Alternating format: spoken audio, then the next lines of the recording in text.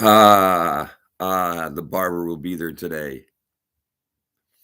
What do you think? I need a haircut. Anyway, I'm coming to you now. Let's get going. Good day, almost a new year, and things are happening. Uh, the title is Variance, Psychic Strength, and Manifestation. And I have been a copious reader and learner for a long time. My gosh, 1987, I remember. I lived with a book in my hand. My family made fun of me, and it was mostly philosophy, and this was after consuming the Old and New Testament at a younger age. But I got into what's called the New Age manifestation, the New Age, the secret, your thoughts manifest. And let me just share a caveat. I think that I have experienced, and I can only attribute it to being a vessel of the Lord, that it's different for vessels of the Lord when it comes to manifestation. Okay, now I read a philosopher from the UK. His name was Stuart Wilde, and his I'll never forget what the hell was his book. It was so tough reading him. I'd have to take each sentence or two and just read it and reread it and reread it and reread it. And I was at the time I was lifting. I was very disciplined, and so I did. And he taught me a lot. And one of the things he taught was about power and human actualization, our own personal actualization, our own personal power, psychic power, manifestation power, and just a brilliant guy. Well, as an example, our friend across the street, who she's quite a gal, but we've talked to her about perfection. She's a Roman Catholic, and she's, oh yeah, yeah, yeah. And so I was talking to her the other day. I don't know what I said, but I think something about manifestation. She said, oh yes, a Bentley. I went, oh, a Bentley. And it immediately reminded me of what this famous philosopher taught. It's called variance. And it makes sense. He said, if you're driving a old beat up Honda,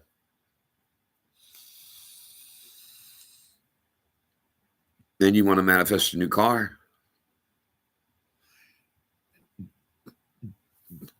You're dealing with the subconscious and the conscious. Okay. So don't make so much of a variance from where you are to your manifestation. In other words, if you're making $10,000 a year, it's going to be very difficult to manifest. Say, "Oh, I'm a millionaire," because it's too much of a stretch. It's too unbelievable. And the whole thing about manifestation is you have to the subconscious, God you have to believe. You have to accept as true. I can't actually manifest this. And his point was, and I think it's well taken, if you take it, like a Bentley for her is she's got an old junker. I didn't say anything to her, but it would be better. She said, "Oh, I'm going to go for a newer model of mine, maybe something a little bit, a little more." She could believe that. Her mind, there would be an operational rowing in the same direction. I can. Again, it's all about accepting as true. So when it comes to manifestation, with what you desire and where you are, his point was, don't make it such a stretch that you can't believe it, because it won't manifest if you don't believe it. Possible. You have to believe it's possible. Okay. But then he got into personal power, and I took it personally, man, because I was guilty. And since I was disciplined enough to be lifting heavy weights, for I did it for 30 years, and I like a challenge. I like a challenge. He said that when you tell yourself or when you tell others, I'm gonna, I'm gonna, I'm gonna, and then you don't do it, what you say to others and yourself that you're gonna, and then you continue to do that month after month, year after year, and you don't follow through, and you don't follow through, you get weaker and weaker and weaker and weaker. Your psyche and weaker because you'll say, I'm gonna, but then there's that other voice. No, you're not. No, you're not. And ever since I read that, I took it upon myself as a discipline, come hell or high water. If I tell myself I'm going to do something, like just now, the trash needs to be emptied. I don't want to take the trash out, man, for reasons, pain.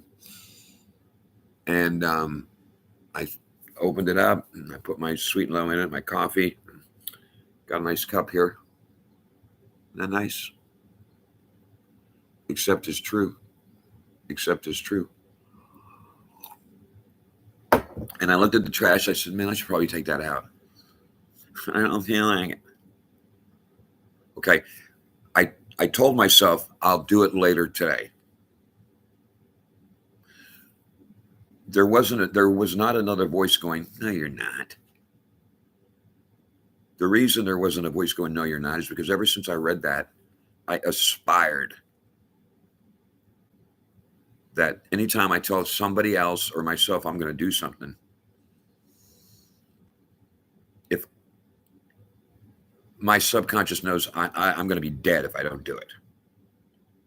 And you become more powerful and more powerful and more powerful. Your very word becomes power, internally and externally.